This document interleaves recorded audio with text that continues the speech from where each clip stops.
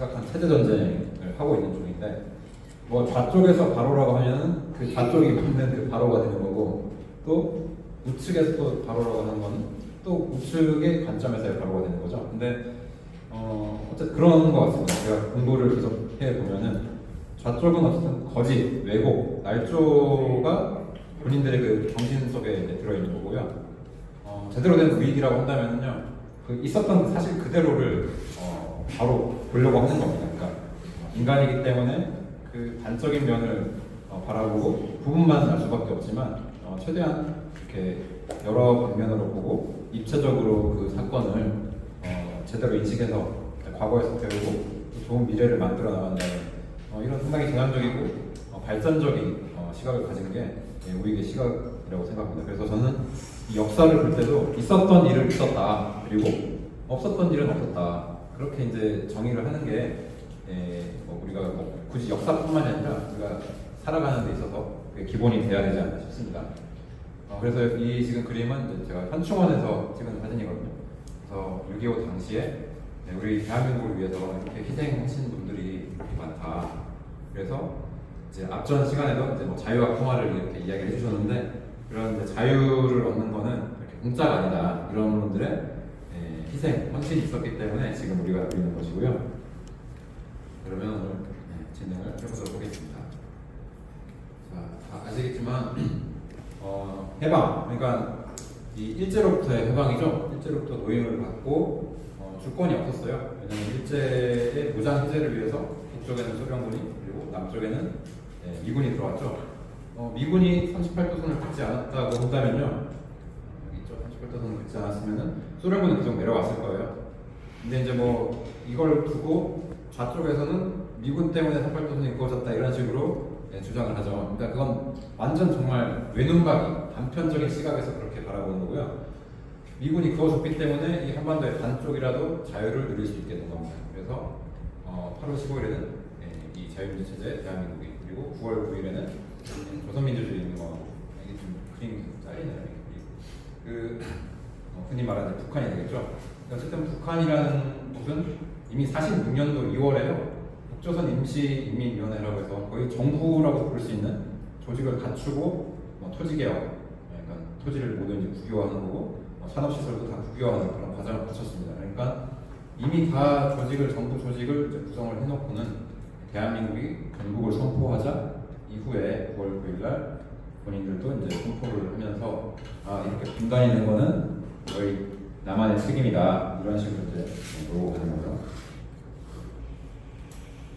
자, 여기 계신 분들 다 아시다시피 6.25의 남천전쟁은 새벽 4시 이렇게 전면적인 38도선을 전체적으로 쳐내려오는 이 북괴군의 기습 남침으로 시작했다라고 이렇게 많이들 알고 계시죠? 그래서 오늘 이제 바로 보기라는 측면에서요, 어떤 전쟁인가, 이 전쟁의 성격을 잘 아셔야 된다. 교과서에서도 이런 걸 이제 많이 가르쳤어야 되는데 교과서도 이제 좌편향되다 보니까 이런 부분을 많이 알리지 않는 것 같아요. 그래서 오늘 준비를 하는 부분이고요. 제가 질문 하나 드리겠습니다. 여기가 혹시 어디고 뭘 하는지 좀 알겠다 하시나요? 네. 네, 저희 어딜까요? 흥남부두. 예, 맞습니다. 흥남부두예요. 네, 아유, 감사합니다. 흥남부두예요. 이제 흥남 철수 작전을 하는데 이렇게 운수 물자들이죠. 유류 탱크나 이런 것들을 잔뜩 이 부두에다가 다 풀어놓은 겁니다. 그리고 이렇게 많은 피난민들이 배를 타고 있어요. 그 사람들이 왜 전쟁이 났는데 왜 배를 타고 있을까 생각을 해봐야겠죠. 보시면 이렇게 보여드리고 있고요. 저는 나무 선박도 타고 태극기가 이렇게 있는데,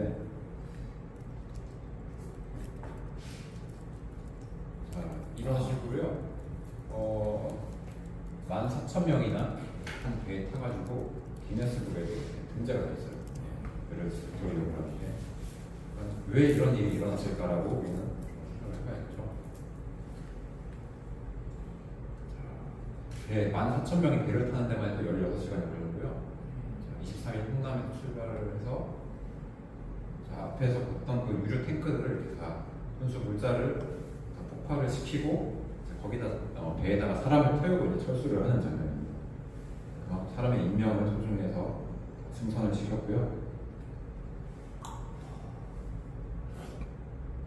흥남에서 거제도로 이렇게 들어와서 25일 크리스마스에 들어왔기 때문에 크리스마스에 뭐 선물 이렇게 부르는데 도착했을 때는 5명의 또 새로운 생명이 태어나서 한 4,500명이 내렸다고 해요.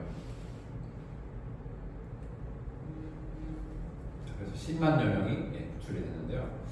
이게 중요합니다. 왜 전쟁이 났는데 민간인들이 이렇게 대이동을 했을까? 보통 전쟁이 나면은 각 나라의 군사적인 충돌이 있어서 군인들끼리 서로 싸우고 일반 민간인들은 그 전쟁터에서 이제 피난을 가죠. 피해는 가는데 이렇게까지 멀리 전혀 다른 체제를 찾아가지고 내려왔다라는 것 자체에 우리는 왜 그랬을까라는 질문을 해야 되는데 이쪽은 이제 공산 체제고 그동안에 많은 이제 핍박을 받았기 때문에 자유를 찾기 위해서 이렇게 많은 사람들이 10만 명이 되는 사람들이 이렇게 미군의 수송선, 화물선, 이런 목선 여러 도움을 받고 이렇게 남으로 내려오게 됩니다.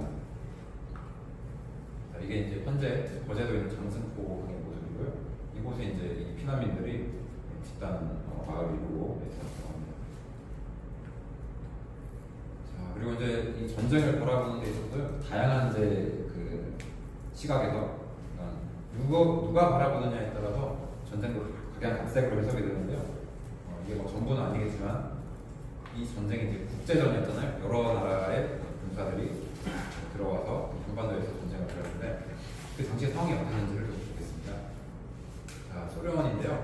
자, 소련은 이제 공산주의 종족이고 국제 공산주의라고 해서 전 세계의 적화를 목표로 해서 만들어진 나라였습니다. 공산주의라는 것 자체가 권력을 잡기 위해서는 어떠한 행동도, 어떠한 희생, 사람을 죽이거나 이런 것도 어떠한 수단도 다 정당화되는 그런 사상을 바탕으로 해가지고 빨간 바탕에 피의 혁명을 상징하는 얘기죠. 노동자와 농민, 해방을 이렇게 외치면서 모두가 잘 사는 세상을 만들겠다라고 해서 소련에서 이렇게 일어났고요. 북한과 중국도 마찬가지로 그런 공산주의를 추종을 하면서 우리가 이 공산주의 세상을 받아들이면 정말 유토피아 같은 세상이 올 거다라고 생각을 하고 있었죠. 그 당시에 이제 소련을 이끌던 리더가 이제 스탈린이고요. 중화인민공화국입니다. 이 중화인민공화국은 일제 때부터 이제 중국 공산당이 계속 활동을 했었는데요. 나라가 만들어진 거는 10월 1일이고요. 그러니까 북한 그리고 대한민국보다 이제 늦게 건국이 됐어요. 이제 마오쩌둥,毛泽东이제 그렇고 펑더화이라는 사람은 이제 중공의 인민지원군 여기 이제 인민해방군이라고 이끌고 북한을 돕기 위해서 유엔군에 밀린 북한을 돕기 위해서 중공의 한 300만 가량의 군사를 이끌고 한반도로 들어왔다 합니다. 그러니까 만약에 북한이 연합군에 의해서 점령이 되어버리게 되면 직접적으로 북한 우리 한반도 자유민주 체제와 공산 체제가 국경을 맞잡게 되잖아요. 그래서 그러한 어떤 위험, 그 이후에 벌어질 위험, 왜냐하면 자유의 물결이 계속 중국 쪽으로 쳐 올라갈 거기 때문에 그런 걸 미연에 방지하기 위해서 이렇게 참전을 했습니다. 그리고 이 그림은 이제 프랑스인지 어디 우표인데요. 보면은 모택동의 아들 마오 안녕이라고 해요. 마오 안닝이라고 해서 이 아들도 이제 전쟁에 참여를 했어요. 그리고 이제 전쟁 중에 폭격에 의해서 사망을 했다라고 알려져 있습니다. 그러니까 그런 어떤 군사적으로 강대국을 보면은 자신의 이제 아들이나 장정들이 자신의 아들도 다 전쟁터에 보내게 되는구나. 마이크 좀 가까이 좀 대가지고. 네. 자, 그리고 이 그림은 이제 펜더케가 김일성을 만나가지고 이렇게 이야기를 하고 있는 모습입니다. 그러니까 이 중공군이 들어와가지고 우리 한반도의 통일을 막았다. 이러한 역사적 사실을요, 우리는 잊어서는 안 됩니다. 그리고 앞으로도 남북의 통일을 절대로 찬성할 나라가 아니에요. 자, 그래서 한미 원조, 그러니까 미국에 대항하고 북조선을 돕는다라고 해서 한미 원조라는 기치를 내걸고 참전을 하게 되고요. 자, 이런 식으로 이제 막 선전을 해서 군인들을 모집을 했습니다. 자, 그리고 이제 북한인데요. 자, 이렇게 김일성이가 46년 2월에 이렇게 임시인민위원회 위원장직을 맡게 됐고, 자, 기억할 만한 거는 여기 이제 태극기가 걸려있죠. 당신이 해방된 지 얼마 안 됐을 때는요, 태극기가 쓰였고, 48년 7월부터 이 공기가 등장하면서 태극기를 폐기하게 됩니다. 그러니까 어떻게 보면 제조에서 사용하는 태극기를 폐기했기 때문에 정통성은 우리 대한민국이 가지고 있다라고 해석할 수가 있겠죠. 자, 그리고 이제 군대를 만듭니다. 여기 보시면 이제 다양한 경우를 볼 수가 있는데, 이 보안대라는 군사조직을 만들었고, 철도 보안대나 이렇게 거쳐서 48년 6월에 이미 조선인민군을 창설했습니다. 그래서 48년 4월에 이제 김구구 선생이 방북을 하잖아요.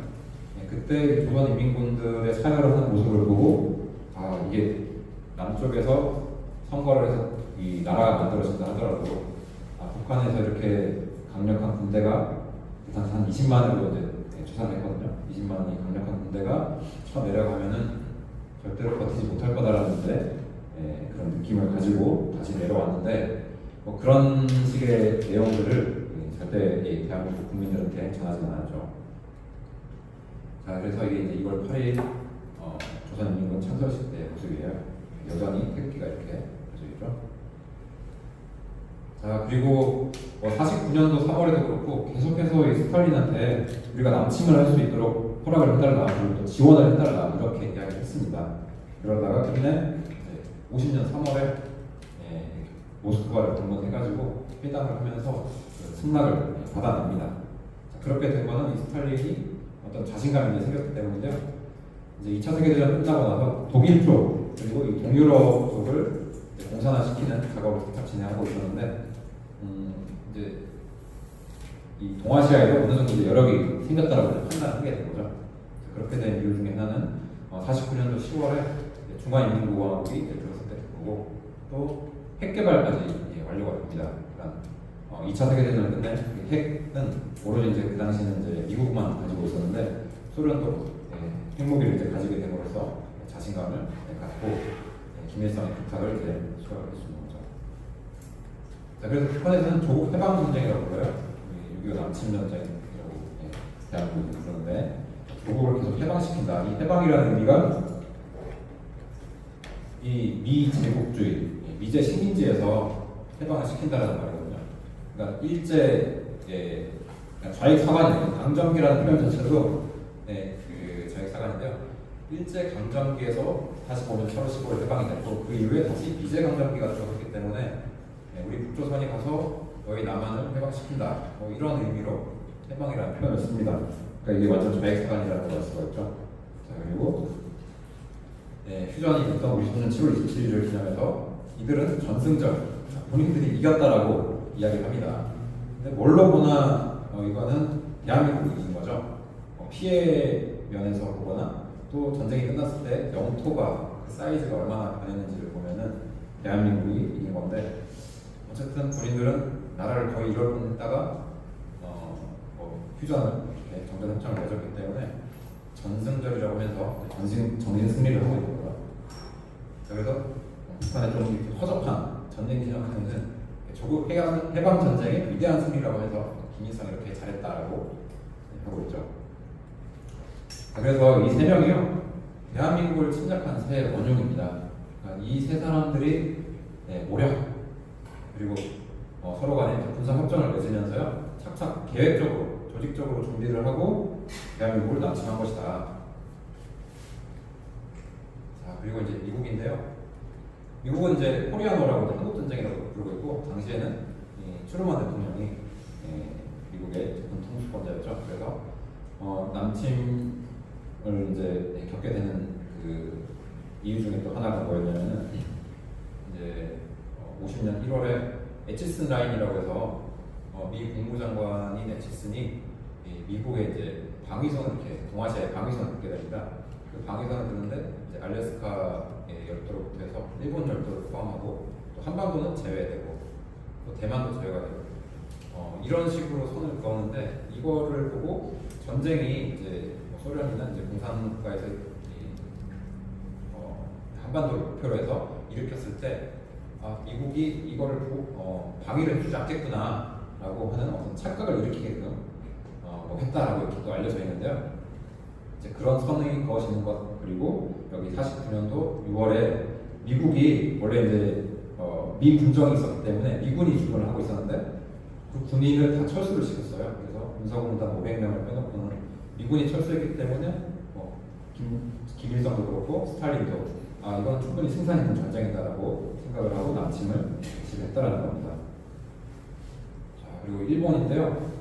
자, 일본은 이제 조선 전쟁이라고 이렇게 부르고 지금도 이제 한반도라고 부르지 않고 대부분 조선반도라고 부릅니다. 이게 좀 애매한 이제 명칭인데요.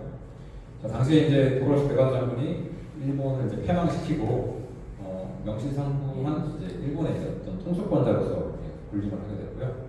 자, 미 군정기가 일본에 있었다는 거고 여기 이제 히로히토 천황이에요. 이 사람들 소아 천황인데요.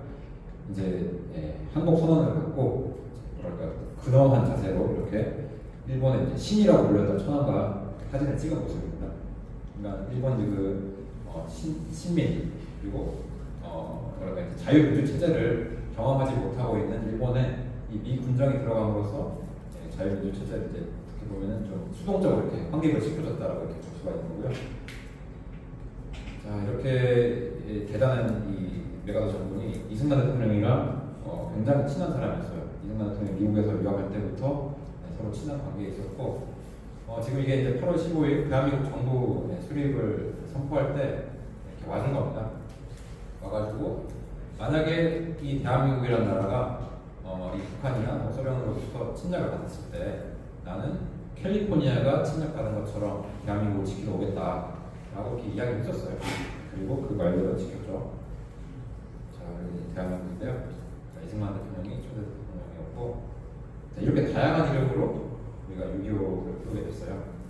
무엇보다도 이렇게 좀 북한 저는 사이에 조선 노동당이나 김일성을 넣어가지고 그 누가 일으켰는지 사람 이름 그리고 어느 쪽으로 쳐들어왔는지 이런 것들을 학생들이 잘 알 수 있도록 6.25 남친 전쟁이라고 이렇게 불러야 한다고 생각합니다.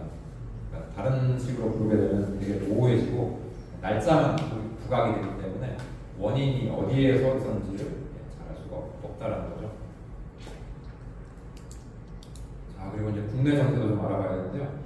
이 부분이 오늘은 좀 주제에 거의 이제 70~80%를 차지한다고 보시면 됩니다. 자, 해방 이후에 공산 사회주의를 지지하는 사람들이 78%였다. 그러니까 이렇게 대한민국이 건국됐다는 거는요 거의 기적과 같은 일이었다는 겁니다. 그리고 48년 제일 중요한 거 보고요. 국회가 구성이 되고 헌법이 또 만들어지고 대통령이 칭을 하고 이제 건국을 선포하는데요. 자, 이런 식으로 뭐랄까 매뉴얼화 돼가지고 단계를 밟아서 건국된 사례가요 없습니다. 그러니까 대한민국이 얼마나 위대하게 건국되었는지를 이제 우리는 알 수가 있는 거고요. 모든 국민이 만 21세 이상의 남녀는 다 투표를 할 수가 있었습니다. 자, 그랬는데 일제 시대 때부터 계속 공산주의 운동을 하던 박헌영이라는 사람이 그러니까 항일 운동을 했죠. 공산 항일 운동을 했는데 조선공산당 총비서로 45년 9월에 그 공산주의 세력들을 규합을 합니다. 그리고 이 사람들이 이 한반도를 공산화시키기 위해서 전력을 다했죠. 자, 그러면서 이제 다양한 사건들을 일으킵니다. 그래서 6.25 남침전쟁이 일어나기 전까지 3년 동안 이런 다양한 투쟁이랄지 항쟁, 반란 이런 사건들이 일어나는데요. 이게 좀 잘려가지고 그런데 그러니까 지금 제가 좌익의 관점이라고 생각하는데 우리 대한민국 역사 교과서에서도요 다 이렇게 서술을 하고 있어요. 투쟁이랄지 항쟁 이런 명칭으로 되어 있는데 이거를 바로 잡아야 된다는 거죠. 이거는 좌익사가 아닙니다. 그래서 중요한 게 7월 신전술 투쟁 선언을 하면서요 폭동을 일으키게 되는 겁니다. 9월 총파 폭동이고 10월 이제 대구 폭동 이런 이런 식으로 이제 불리는 사건들이 일어나게 되는데, 자, 요거를 대한민국의 관점에서 보면, 자, 이렇게 난동, 폭동, 반란으로 명확하게 그 사건이 어떤 사건이었는지를 규정을 해줘야지 이 역사를 배우는 우리 청소년들이 제대로 이 개념을 잡을 수가 있다는 거죠. 자, 그래서 여기 이제 46년 7월 폭동 전환선, 이 박헌영이가 자기는 이제 신전술 투쟁이라는 말을 붙여요. 근데 신전술이라는 게 별게 아니고 본인이 저지른 그 죄값을 치러야 되는데 미 군정이 그 탄압을 한다라고 하면서 그 탄압에는 우리도 탄압으로 대항하겠다라고 주장을 하고 이제 폭력을 동원을 하는 거예요. 예, 그러니까 폭력을 동원하면서 다 유혈 상태가 이렇게 벌어지는 겁니다. 이게 이제 46년 5월에 보도된 기사인데요. 이게 뭐냐면 이제 흔히 정판사 사건이라고 불리는데, 정판사 사건 하면 솔직히 어떤 출판사에서 그냥 일어난 사건인가? 솔직히 개념이 안 서잖아요. 근데 이것도 그냥 교과서에서 그렇게 가르쳐요. 당시 이제 이 조선 공산당이 일으킨 이 폭력 사태 이제 시발점이 되는 거죠. 이 사건을 덮기 위해서 그렇게 가르치는데요. 정확한 명칭은 조선 공산당 정판사 위조 집회 사건입니다. 그러니까 위조 집회를 찍어내면서 조선 공산당의 자금도 이제 활용을 하고, 그다음에 이 경제 활동, 남한의 경제 질서를 혼란스럽게 하기 위해서요. 이렇게 위패를 막 찍어냈어요.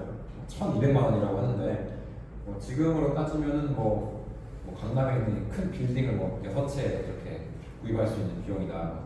다양하게 해석이 되는데, 어쨌든 엄청난 거금이었고요.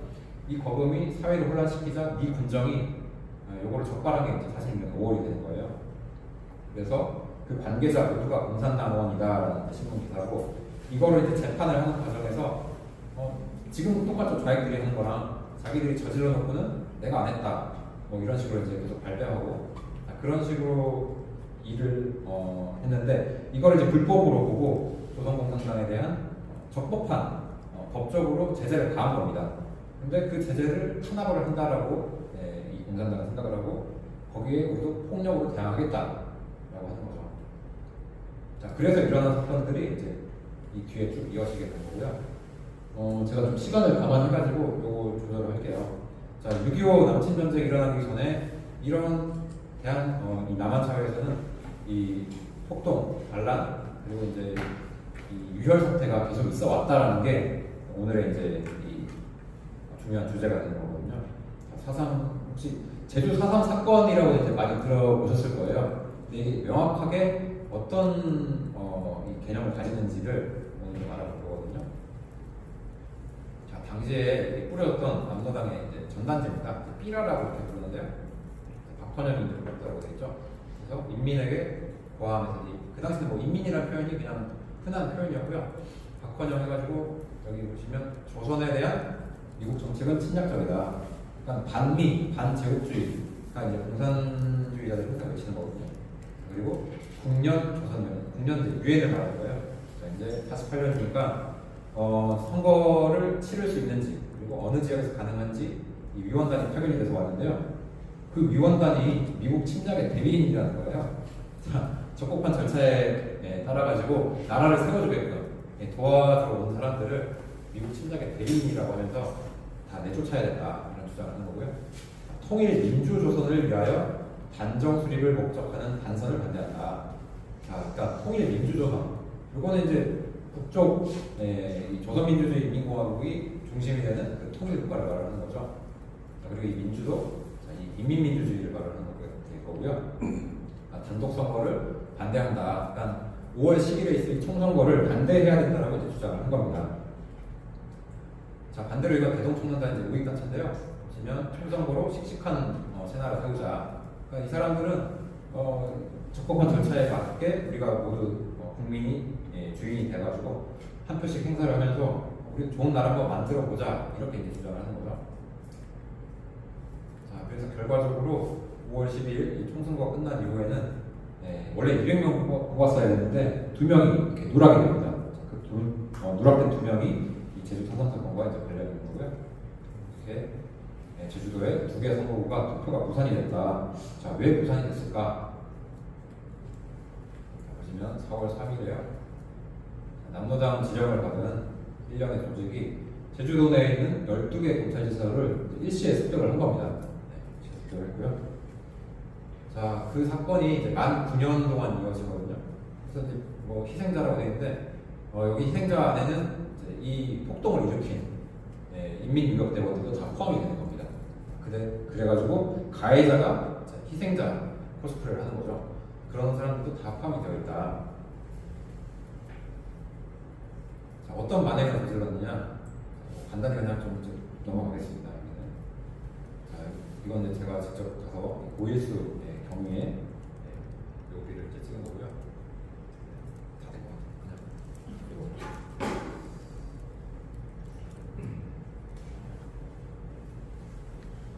그러니까 경찰을 이렇게 막 죽였다는 거예요. 그리고 자, 이 무고한 사람들을 다 생매장시켰다. 어린애 이런 거 가릴 게 없어요. 그냥 무자비하게 사람을 죽인다. 자, 일본도로 배를 갈랐다. 아주 잔인하게 죽입니다. 왜 잔인하게 죽이냐면은 그렇게 하지 공포심을 심어주고 자기 말을 따르도록 이렇게 하기 위해서죠. 다 잔인하게 죽이고요. 태아까지도요. 이렇게 꺼내서 죽인다. 이게 뭐 5.18 때 이런 이야기가 나오는데요. 그런 사실은 없었고 실제로는 4.3 사건 때 이 남로당 우산주의자들이 이렇게 잔인하게 사람을 죽인 겁니다. 어떻게 사용했다라는 거죠. 자, 철창을 가지고 죽였는데 어머니가 그 시체를 다 깨냈다. 자, 그리고 이게 이제 게릴라전입니다. 자, 경찰을 때려 죽이고 경찰이 입었던 옷을 입고 또 민간인을 죽이면 그걸 보는 사람들은 경찰이 민간인 죽였네 이렇게 되는 거죠. 이거는 뭐 흔히 게릴라들이 많이 쓰는 전법이고요. 자, 그래서 독재주고 각국과 의회에서는요 이 50% 이상 이제 투표를 해야 되는데 그게 안 됐기 때문에 자, 그걸 방해하기 위해서 이 남로당 인민유격대들이 이 사람들을 제주도에 오름이 있잖아요. 그 야트막한 산 그런 데다가 끌어다 놓고 한 이틀 동안 이 투표 기간 5월 10일 날 투표를 못하게 하는 거예요. 그래서 거기 있는 이제 사람들을 다시 하산시키는 장면인데 여기 이게 지금 제주 사상 평화기념관이거든요. 여기는 서술 되어 있기를요 투표를 하고 돌아오는 사람이라고 이렇게 여기 적어놓고 있어요. 그러니까 제주 사상 평화기념관에 가보시면 이 게시글들이 다 왜곡되어 있습니다. 왜곡 날조로 되어 있어가지고 좌익사관을 심어주기 위함이죠. 여기 다 투표소를 이렇게 필수를 해가지고 심지어 수류탄까지 투척을 했고 선거관리위원들도 이제 공격을 통해서 이렇게 사람이 죽었습니다. 자, 누가 했느냐? 그냥 할게요. 자, 제주도 인민유격대 1대 사령관 이제 김달삼이라는 사람이 있는데요. 자, 이 사람의 묘비가요 평양에 애국 열사릉이라는 곳에 이렇게 만들어져 있어요. 남조선 혁명가라고 했죠. 그러니까 이 사람은 대한민국을 위해서 살았던 사람이 아니라 조선 민주주의 인민공화국을 위해서 살았던 사람이라는 거죠. 자, 이런 사람이 일으킨 사건이 지금 너무나 미화가 되고 있는 거죠. 이 사람이 원했던 그 통일은 적화 통일을 이제 이야기하는 겁니다. 그리고 여러 가지 이제 삐라 이렇게 살포가 되는데요. 인민해방군 제5연대라고 해서 그 명의로 이제 살포가 됐고 여기 보시면 조선민주주의 인민공화국이 수립될 때까지 투쟁한다. 그러니까 이건 반란이라는 겁니다. 아직 뭐 지금 제대로 뭐 대한민국이라는 나라가 만들어지기도 전에 그 건국을 막기 위해서 이런 만행을 저질렀다는 거고요. 여기 49년도 1월에 꾸려진 건데요. 여기도 보면은 인민군 승리 만세, 민주주의 조국 통일 전치 만세. 자, 지금도 조국 통일을 계속 외치는 조직이 있어요. 그러니까 70년 넘게 그 정신을 계속 계승해오고 있는 자들이 있다라는 거죠. 자, 그리고 사사는요 이런 지정 체계를 거쳐가지고 이루어졌다. 그러니까 그 배후에는요 소련이 있었다라는 거고 소련은 항상 이 적화 통일, 그 적화 공산화를 추진을 하고 있었고 또 이 한반도라는 것 자체를요 이 소련이 생기기 전부터 러시아 제정 러시아 때부터 그 부동항이라는 걸 얻기 위해서요 계속 이 영토를 침탈할 야욕을 가지고 있었습니다. 그러니까 북쪽에다가 일단 공산화 기지를 만들어 놓고 이 남조선까지 공산화를 시킨다 이런 목표를 계속 가지고 있었다는 거죠. 자, 이 준비 과정도 아주 치밀하게 되어 있고요. 김달삼이가 이렇게 해방군을 만들고 뭐 훈련도 시키고 자, 이렇게 하면서 조직을 갖췄다. 자, 그리고 당시 신문인데요. 신문 이제 영자 신문이죠. 보시면 라이엇 폭동이 이 한국의 섬에서 반란이 일어나가지고 46명이 사망했다. 그러니까 이건 명백히 반란으로 규정을 하고 있습니다. 폭동 반란으로 이제 규정을 하고 있는 사건을 지금 무슨 민주화를 위한 어떤 운동이었다라고 이렇게 미화가 되고 있는데요. 자, 이 김달삼이라는 사람이 어떤 사람인가? 여기 무슨 이제 뭐 일본에서 이제 유학을 했다라고 되어 있고, 그러니까 당시 일제 시대 때는요, 지식인이라고 하면은 해외를 나갔다가 항상 이렇게 빨간불이 들어온 거예요. 그래서 이 새롭게 만들어진 이 한반도에서 나라도 공산주의 국가가 만들어졌으면 좋겠다라는 생각을 가지고 들어온 거죠. 그래서 제주도가 상당히 해방 이후에도 인민위원회 조직이 강했기 때문에 뭐랄까 이 미 군정에서도 처음에는 굉장히 인민위원회 사람들하고 친하게 지내면서 활동을 했는데 이제 결국 나중에는 유엔의 입회하에 총선거를 치르게 되니까 이 인민위원회 소속 사람들이 본인이 가지고 있던 이제 기득권을 잃게 되는 거잖아요. 그렇게도 되고 또 북쪽에서 이 공산화를 시켜라라는 이런 지령을 받음으로써 사상을 일으켰고요. 자, 국기훈장 2등급을 수여했고 애국 열사령이 안정이 됐다. 그러니까 이런 사람이 일으킨 사건이 과연 대한민국의 건국과 발전에 화등에 도움이 되는 사건이 아니겠죠. 무산대 사령관이 이제 해주 대회라는 데 참석을 한다고 되는데요. 이 김달삼이가요, 이렇게 제주도에 폭동을 일으켜놓고 본인은 북쪽으로 넘어가거든요. 자, 왜 북쪽으로 넘어갔을까? 자, 여기 해주라고 되는데 해주는 어딨냐? 이게 이제 자, 김달삼이가 이제 북쪽으로 넘어가면서 가져갔던 연판장입니다. 연판장은 이제 투표 용지거든요. 이게 이제 52,350표라고 돼 있어요. 그러니까 제주도에서 52,350명의 사람의 표를 가지고 북쪽으로 넘어갔다. 자, 그 표는 북쪽에 국회의원을 뽑기 위한 표였다. 해주는 여기 있습니다. 38도선 위에 있죠. 당시 이쪽에 이제 박환영이가 숨어 있었기 때문에 이곳에서 남조선 인민대표자 대회라는 회의를 열었어요. 그래서 제주도에서 이렇게 막 폭동 일으켜가지고 사람들 죽여놓고 올라가서 그 전과를 이제 보고를 하면서 이 대표자 대회에서 이제 선출이 됩니다. 대표자로. 그래서 당시에 어떤 피해를 입혔는지 이렇게 보고를 하는 기록이 다 남아 있어요. 이렇게 해서 그 당시 500명 이상을 죽였다. 경찰 시설을 소각했다. 전선을 절단하고 도로를 파괴했다. 그러니까 이런 사건에 대한 기록이 다 남아 있는데요. 지금 그 노무현 정권 때 만들어진 이 제주사상 진상규명 보고서, 진상보고서에서는요, 이 자료를 채택을 하지 않았어요. 왜냐하면 그 조직 자체가, 진상조사위원회 자체가 좌편향된 조직이었거든요. 그러니까 완전히 나라의 역사를 뒤바꿔버린 거죠. 그리고 이 사람이 이제 마지막 연설을 하는데요, 계속 통일, 독립 이런 걸 외쳐요. 조국의 통일, 독립국가, 남조선을 개혁하자, 토지 국유화하고 산업시설 다 국유화를 하자 하면서요, 이런 말을 한 거예요. 완전 자주 독립한데 스탈린 대원수한테. 스탈린은 대원수고 항상 그러니까 일본의 천황을 이제 대치를 하는 거죠. 대체를 한 사람이 바로 스탈린이 되는 겁니다.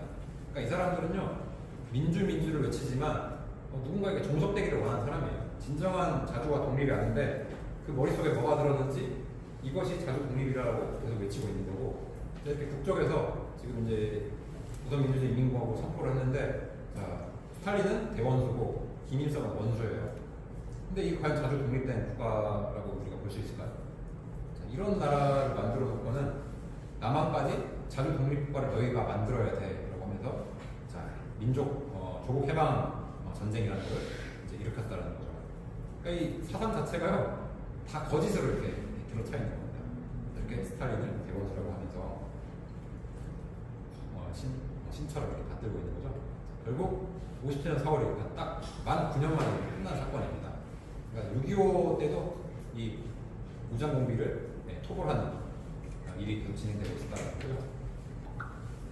이렇게 이제 비석이 남아 있어요.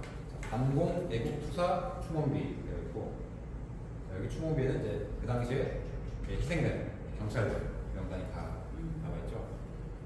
자, 그리고 이 비석이 굉장히 중요한데요. 자, 이거는 앞에서 말씀드린 대로 이제 1957년도 4월에 이제 이 사건이 완전 종료가 되는데 그해 11월에 이제 만들어졌고, 누가 만들었느냐? 제주도 공비 완별 기념 행사위원회에서 만든 거예요. 자, 이렇게 지긋지긋하게 제주도민을 괴롭혔던 이 공비들을 완전히 박멸했다라고 하면서 만든 거고, 귀중한 생명을 공헌한 군경민 명령 충원을 위헌하며 공원을 세세토록 전하기 위해서 제가 세웠다. 그러니까 군인, 경찰, 민간인까지 다 동원이 돼가지고 이 소위 이 빨갱이들을 퇴치하기 위해서 엄청나게 많은 사람들이 희생을 당했다는 겁니다. 그리고 그랬기 때문에 제주도가 자유민주 체제로 지금 이제 번영을 누리고 있는 거죠. 자, 그래서 요건 이제 모슬포입니다. 모슬포에서 이런 추모 묘지가 있는데요. 애국동지 추도비라는 게 이제 만들어져 있고요. 자, 순국 전후 기념비하고 주변에 다 이렇게 추모비들이 만들어져 있는데 다 4.3 사건 당시에 희생된 경찰들입니다. 그리고 이제 여순발랄 사건인데요. 이것도 4.3 사건에 이어서 같이 일어난 사건이고, 이렇게 조선민주주의 인민공화국기가 나오고 있습니다. 인공기라고 불리죠. 좀 이제 지리적인 면을 돕기 위해서 지도를 준비했는데요. 여수는 이 남쪽에 돌출되는 부분이 있고, 순천이 이제 바로 옆에 붙어 있어요. 그래서 여순 사건, 여순 반란 이렇게 부르는데요. 정확한 명칭은 이제 여수 14연대에 있던 남노당 프락치들이 일으킨 반란 사건입니다. 여수 14연대 반란 사건이고, 48년 10월이니까 자, 우리 대한민국도 건국이 되어 있고 조선민주주의 인민공화국도 선포를 했죠. 그 이후에 일어났기 때문에 엄연한 대한민국 이 정부의 지도를 받고 명령을 따라야 할 이 14연대라는 국군이 선전포고를, 대한민국에 대해서 선전포고를 했기 때문에 이제 반란을 일으킨 것입니다. 이 사건으로 많은 사람들이 또 민간인들이 죽죠. 자, 이 민간인들이 죽는 거는요, 다 그 박헌영의 폭동 전환 전술에 의해 가지고요, 이렇게 저질러지는 거고, 자, 학살로 인해서 7천여 명이 사망했다라고 알려져 있습니다. 그래서 이 기록도 모수에 보면 이렇게 자산공원이라는 데가 있는데요.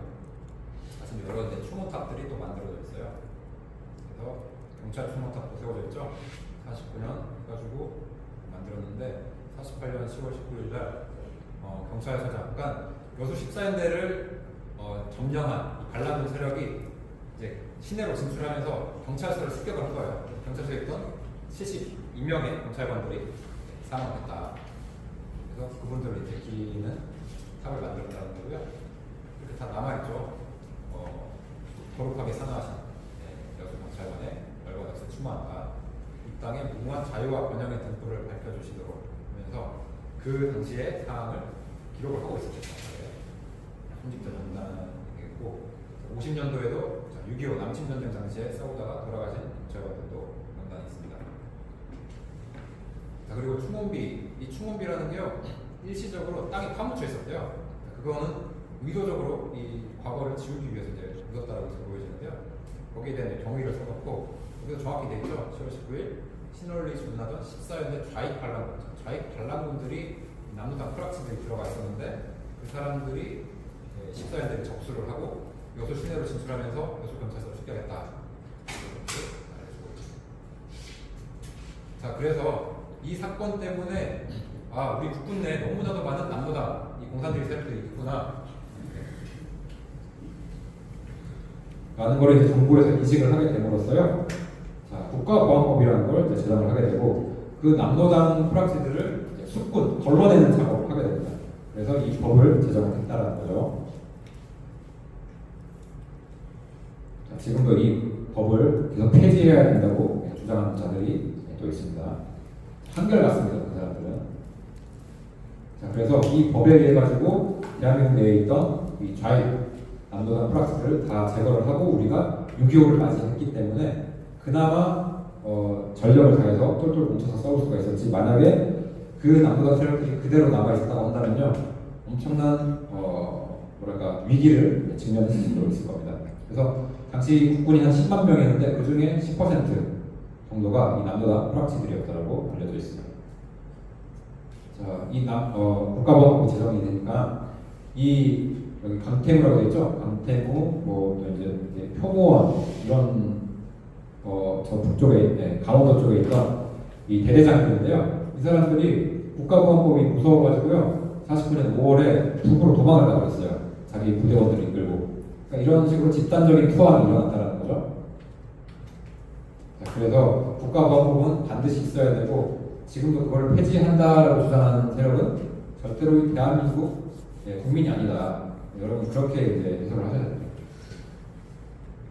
자, 이제 6.25 남침전쟁인데요. 좀 빨리 넘어가겠습니다. 자, 당시에 절대로 이길 수가 없는 전쟁이었어요. 우리는 적화될 수밖에 없는 이 남북 간의 군사 비교인데요. 정말 이 대한민국이 지켜졌다라는 것은 기적과도 같은 일이죠. 이렇게 대한민국 이 한반도는요 기적이 너무 많이 일어나는 곳이에요. 자, 역사를 보면 그렇습니다. 네.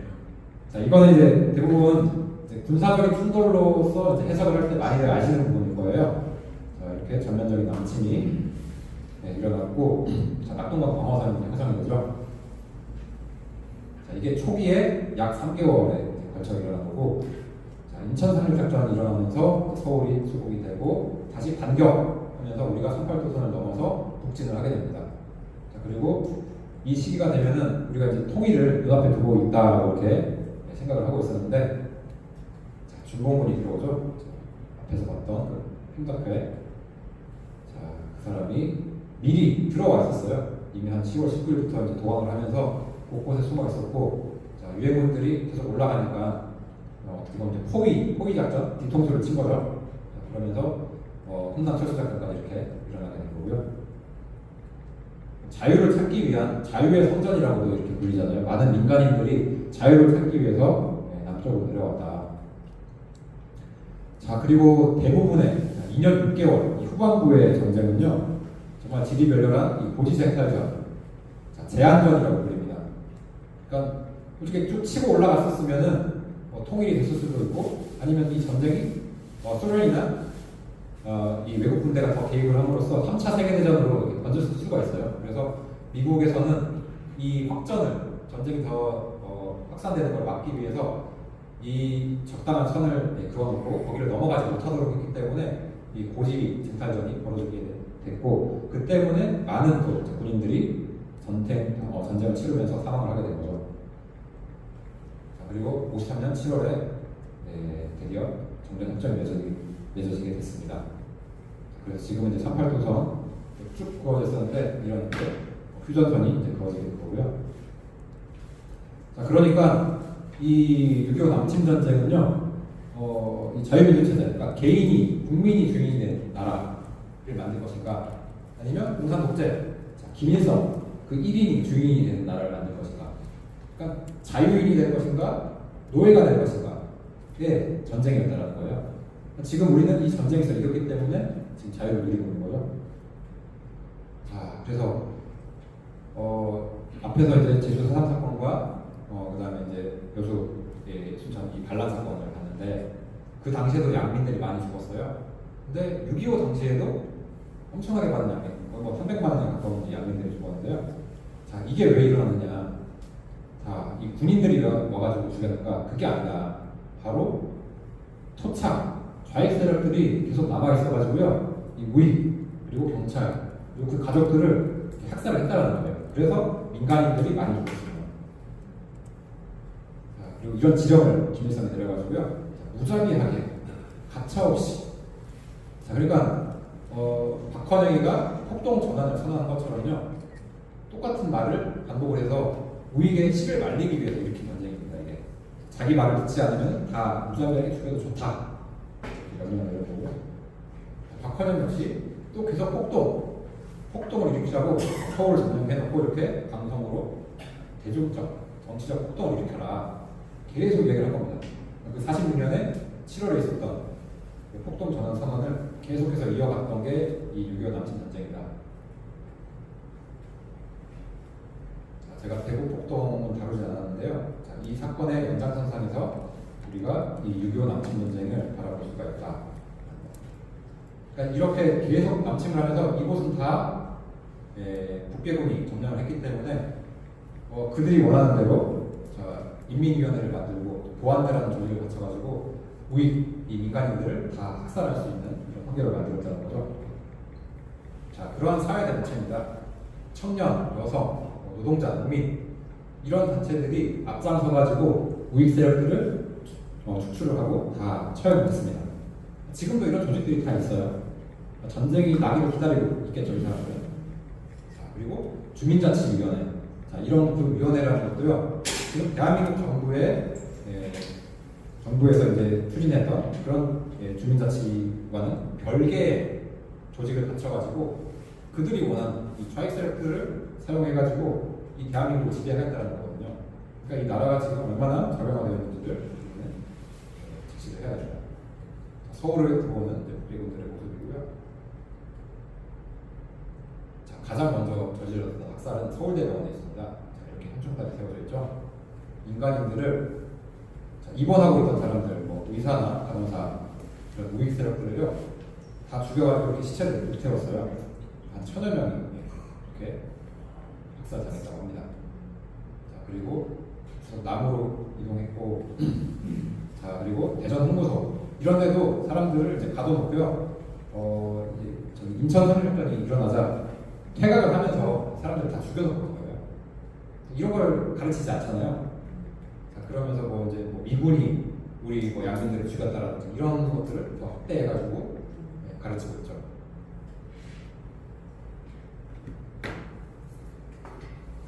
자, 다 학살된 장면들이기 때문에 빨리 넘어가도록 하겠습니다.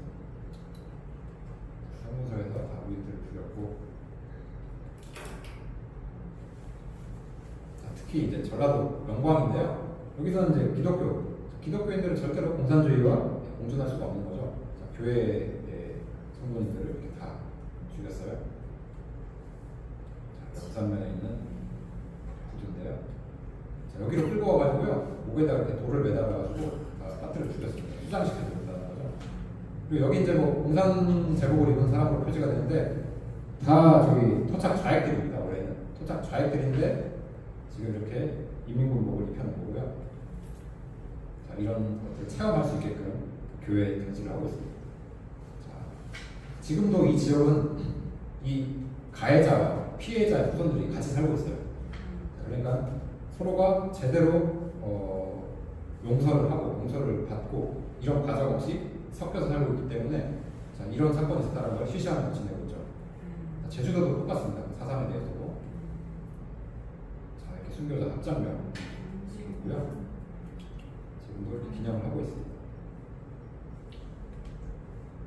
자, 그리고 여기 야월교회라는 거는요, 이 65명 전원이 학살을 당했어요. 여기 그냥 어린애들까지 다 죽인 겁니다. 그들은 정말 무자비하게 사람들을 죽인다. 목적을 달성하기 위해서는 무슨 일이 된다. 그래서 영광에서 가장 많은 학살자가 나오게 됩니다. 왜 하필 이 전라도 지역이었을까? 계속 이제 인천 상륙지단 이후에 이렇게 많은 학살자들이 나오게 되는데요. 여기도 보면 86명이 소개했다라고 이렇게 기록을 하고 있죠. 잔인하게 이렇게 죽입니다.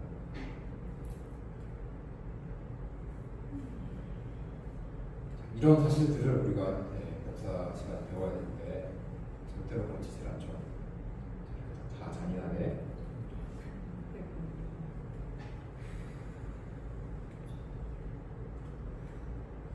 자, 이제 북쪽이에요. 자, 우리가 계속 북진을 했잖아요. 그러면서 이제 김일성이는 중국 지역, 중국에 통화라는 지역이 있어요. 거기로 도망을 가고 있어요. 그러니까 나라를 버리고 도망을 가는 거죠.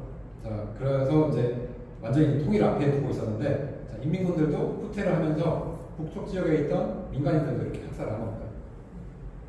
여기 가장 많이 죽였는데요. 12,000명의 민간인들 학살을 했다. 이거 얼마나 안타까운 일이에요. 이분은 직접 봤다고 해요. 천여구 시신인데 대부분 여학생들의 시신이었다. 자, 이렇게 다 피난을 갑니다. 자유를 찾아서. 자, 이렇게 자유를 찾아서 부산으로, 남으로 이렇게 이동하게 되는 거죠. 여기 이제 평양 다리예요. 자, 중공군의 불법적인 침입 개입으로 인해 가지고 자유를 찾아서 이렇게 끊어진 다리를 건너고 있습니다.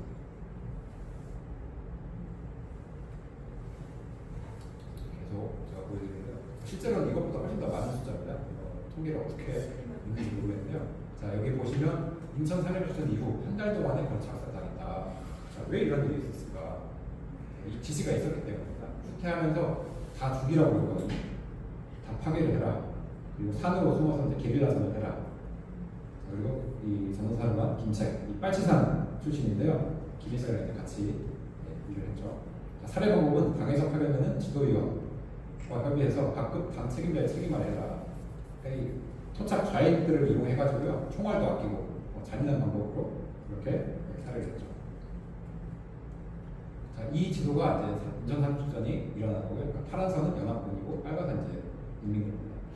그래가지고 이제 북진을 하는 거예요. 허리가 잘리니까 보급로가 잘리니까 다 도망을 하거든요. 근데 이제 일제히 막 올라가는데 이 전라도 지역이 이게 이제 수복이 완전히 된 게 아니에요. 그러니까 대한민국의 행정권이 미치지 않는 사각지대가 이제 만들어지는 거죠. 그래서 이게 지금 50년 9월인데요. 51년 2월 3월까지 조금 그냥 그 빨치산이나 그 인민군 세력들이 강해가지고요. 우리 대한민국의 그런 합법적인 통치를 받고 있는 지역이 아니었어요. 그래서 양민들이 많이 학살당했다. 자, 그래서 시도별 인명 피해 현황인데, 자, 전남이 제일 많아요. 보십시오. 20만 이렇게 통계를 잡고 있고, 참 무고하게 이렇게 많은 사람들이 죽었는데, 지금은 상당히 이제 너무나도 저명화된 군대가 전라도가 됐죠. 그리고 북한에서도요, 이렇게 많은 사람들이, 200만에 가까운 사람들이 희생이 됐다. 군에 가고 싶지 않은데 막 강제로 징집돼가지고 총알바지가 된 거죠. 이게 이제 뭐 좀 구체적인 통계 자료를 볼 수 있는데, 여기 파란 게 민간인 사망자나 뭐 행방불명자, 그리고 여기 빨간 거는 군인입니다. 이렇게 해서 엄청나게 많은 피해를 우리가 입었다. 그러니까 민족 반역자가 누가 되겠어요? 민족 반역자. 북쪽에서는 민족 반역자는 뭐 이승만 이렇게 이야기하는데요. 민족 반역자는 김일성이에요. 자, 이 도식을 항상 좀 염두를 해두시고요. 6.25는 양민 학살이 목표로 수행됐던 전쟁입니다. 또 한편으로 이제 게릴라 침투였는데요. 48년부터 해가지고 6.25 남침 전쟁이 일어나기 전까지 계속해서 이 빨치산 부대를 보냅니다. 강동 정치학원이라는 곳에서 이 게릴라전 이 부대원들을 양성을 해가지고요. 대한민국을 적화하기 위해서 이런 식으로 침투를 계속했다는 거고, 후방을 이제 교란하기 위해서 들어왔다는 거죠. 자, 다시 이제 되새김질을 하면요. 이런 좌익들이 말하는 투쟁이니 항쟁이니, 자, 이런 거는 말이 안 된다. 내가 대한민국 국민이라면은 이렇게 역사를 바라보고 해석을 해야 된다. 그래서 그 연장선상에서 정말 많은 사람들이 희생된 6.25 남침 전쟁이 일어났다는 것이고요. 자, 그리고 이제 70년이 흘러가지고 결국 이렇게 빛과 어둠으로 나뉘게 된 겁니다. 이거는 뭐 처음부터 다 계획된 거예요. 계획대로 그대로 된 거죠. 절대로 번영할 수 없는 체제를 가지고 이렇게 70년 버텼다라는 거, 그것도 참 기적이에요. 그런 기적을 이루고 있는 나라가 있고, 우리 대한민국은 자, 세계 속에서 당당하게 겨루면서 이런 번영을 누리고 있는 거죠. 자, 그런데 북쪽에서도요, 이런 일을 참 잘하고 있어요. 이게 이제 2020년 보시면 중국 인민지원군 조선전선 참전 70도에서 모양이겠죠. 김정은이가 팽덕회가 몰고 와준 이 중국의 인민지원군을 추모하고 있는 거예요. 아, 감사하다. 내가 당신들 덕분에 이렇게 우리 이 조선민주주의인공화국을 지켜주고 있다. 이렇게 기리고 있다는 거죠. 자, 그러면 우리나라는 자, 우리도 이렇게 참 성대하게 이 한충원에서 이런 일들을 하고 있는데, 정말 이게 없었다고 한다면요, 이미 적화가 돼가지고 이 사람 밑에서는 우리가 살 수밖에 없었는데 기적적으로 대한민국이 지켜졌다는 거고, 자, 이런 사람들이 이제 희생을 해서는 안 되죠. 전쟁을 하다가요, 이제 얼어 죽는 사람들 있어요. 그리고 폭격을 받아가지고